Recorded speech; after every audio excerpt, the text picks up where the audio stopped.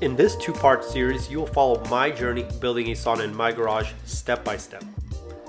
Earlier last year, I built a partition wall in my garage to separate off about 18-foot section, which I would then use as a gym. Some of my family mentioned there was a lot of wasted space above, since my garage has 15-foot ceilings, and that I should build a loft up there. After some thought, I agreed. So when designing the sauna, I incorporated the framing of the loft into the ceiling of the sauna. I chose the side of the garage because two walls are both exterior, which means my sauna would have vents directly to the outside. This isn't required, but I've read it really helps to have fresh air circulating during sauna use. I ended up removing the blow-in insulation that was in the walls already to upgrade to a better product, which also made it much easier to work on the electrical. The controls and switches I bought for the heater and lighting would have to be located outside of the sauna. Luckily, I was able to fish some wires through a few studs and not need to remove more drywall than necessary. I marked out the locations of the vents and wiring for the lighting under the seats before installing any new insulation. I went with rock wool. From what I've read, it seems to be a superior product when compared to fiberglass.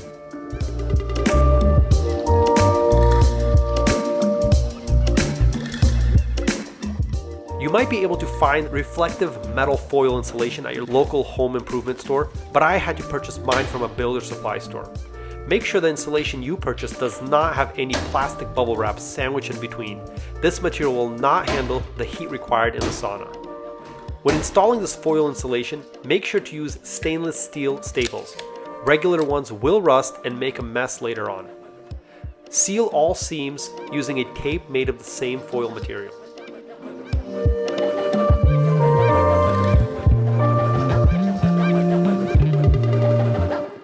At this point in my project, my heater has not arrived yet, so I left this section unfinished until I could confirm all that was needed for this specific heater.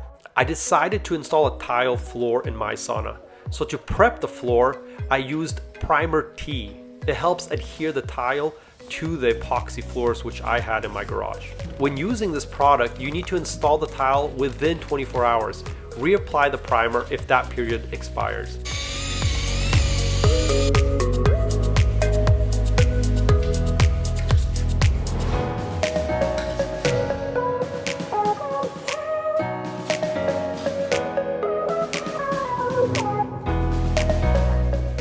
I always use a tile leveling system when installing large format tiles. It makes the installation process go so much faster and smoother.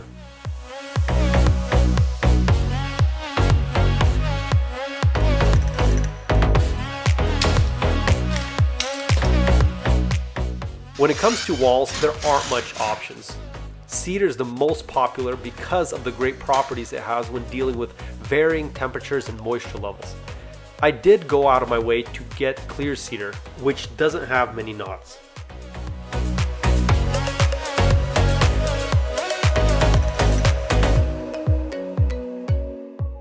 Some sauna heater controls can also operate the lighting, which mine does, but what it doesn't do is adjust the brightness. So I decided to go with a standard light switch with a dimmer. If you want to know the products I used in my sauna, please look in the description box below. Since the sauna is located in a room and not standalone, I wanted to go the extra mile to prevent the heat from wicking into the rest of the space. Not only did I use rock wool in the cavities between the studs, I also finished it off with a 2-inch foam board with an R value of 10. I installed the foam board using a foam adhesive. I did the same on the ceiling.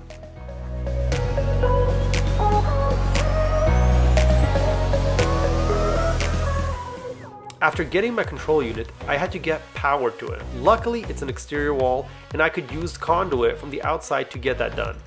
And I could finally finish off those 2 remaining walls, which I'll be doing in part 2.